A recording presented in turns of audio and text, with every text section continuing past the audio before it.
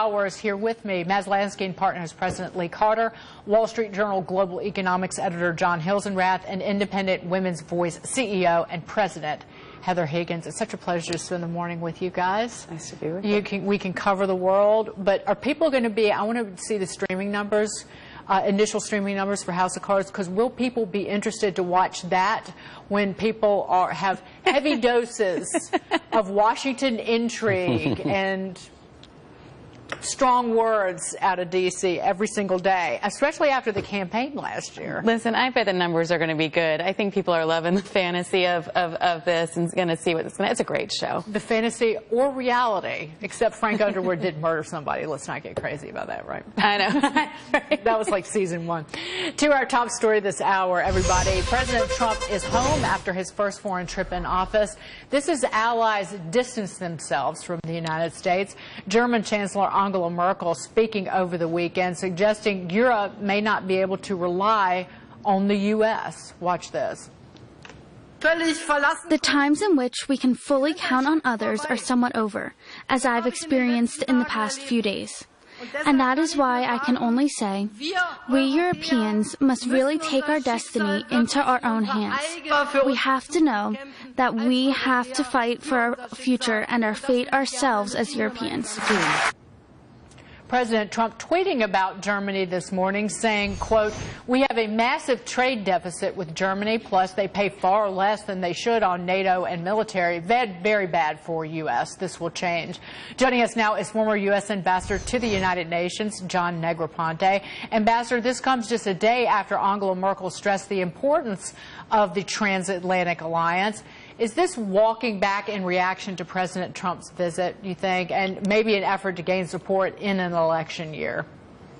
I mean, it's hard to say. It's disturbing. There's no question about it. I think it was one of the less successful elements of his trip abroad as compared to his stops in the Middle East. I think it was discouraging, the body language and everything else. The relationship with Europe and the NATO alliance, as far as I'm concerned, is core. It's a fundamental aspect of our foreign policy, and I think we're in a slightly treacherous territory here, because I'm concerned that this kind of weakening of our resolve on our part could tempt Mr. Putin to take advantage of the situation in various ways. Well, the weakening of our resolve, certainly it didn't begin with President Trump. You look at our position on the world stage under President Obama, Ambassador, and that was his foreign policy, was to remove the United States from critical situations and relationships. Right. Well, yeah, I'm talking, though, about the firmness of our commitment to NATO, and I think that just needs to be reaffirmed. The National Security Advisor said it was implicit in the whole visit, and General Mattis has reaffirmed it, and so has Mr. Tillerson. But I think it's important that it come all the way from the top. So that's of concern. Now, if Mrs. Merkel, she said we can't count fully on the United States. If by that she meant we have to do more for ourselves, I think you could find a silver lining in that language. But I just hope that something is done in the weeks and months ahead to reaffirm this alliance at the highest level, and not just focus on the question of payments and burden sharing. That's an important element, but I think there's got to be an equality of emphasis on both the burden sharing on one hand and the commitment to European security on the other. Ambassador, two quick questions. One is, when the leader of Germany says that Europeans have to do more to take care of themselves, isn't that exactly what President Trump is talking about? Isn't he saying that he wants Europe to do more to take care of itself with regards to NATO? That's one. Two, the president could be making a decision this week on whether to potentially pulling out of the Paris climate deal. How does that affect our relationship with Europe? Correct. Yeah, no, and I think your first point goes to what I was saying. There could be a silver lining here, and it may be that they got the message and they are going to do more for themselves. I just don't want some distance to develop between the two sides of the Atlantic here. This has been the core alliance, the core relationship for the United States for more than a century now. The Paris Accords, I think, is an important point, because if after all is said and done, the president finds a way to stay connected, for the United States to stay connected to the Paris Accords, I think that'll be very welcome in Europe, and that could add a new dimension and a new perspective to the whole meeting. I'm not sure, Ambassador, that everyone would read Angela Merkel's comments exactly the same as has been reported in the press generally. I mean, the context is that Trump was saying, pay your fair share. That doesn't sound like any kind of withdrawal of support for NATO or our commitment to the military purpose of NATO, but simply a recognition that Germany is not the country it was when NATO was first created. And doesn't Angela Merkel's comments actually more reflect her political reality, as well as a recognition that she's encountered a president of the United States who didn't speak diplomat, who just spoke frankly about what was expected and sounded like she was accepting that? It could be, but on the other hand, I think there has been concern, one that I share, that the commitment to Article 5 of the NATO Charter, an attack on one is an attack on all, was not reaffirmed during the course of the summit, and I think that was a disappointment.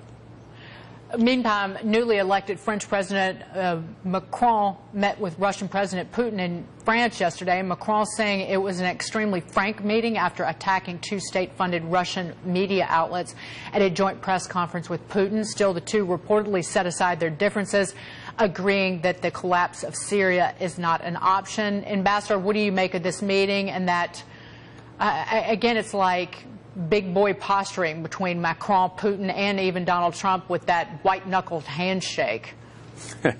Well, yeah, but I do think that the French and the other Europeans are still concerned about Russian behavior. They're concerned about what's happened in the Ukraine. There doesn't seem to be any softening in that regard. Of course, they have long experience in dealing with their neighbor Russia, and they've got to manage that.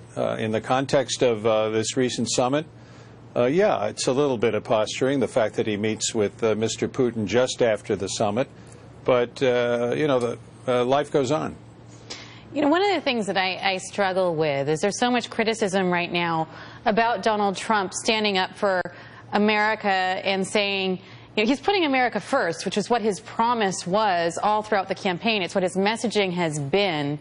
And yet everybody seems surprised that this is what he's doing when he goes over and talks to NATO, when he goes over and talks to European leaders. Should we be surprised, and should we expect to see this going forward? Because that's what he said he was going to do. Right, but a lot depends on how you define America first. We all want to put America first. That's our, and certainly somebody who's been a diplomat for 44 years on behalf of our country would want to do that. But the question is how you go about doing it. We're not alone in this world. We're only 5% of the global population. There are a lot of adversarial forces arrayed against us around the world.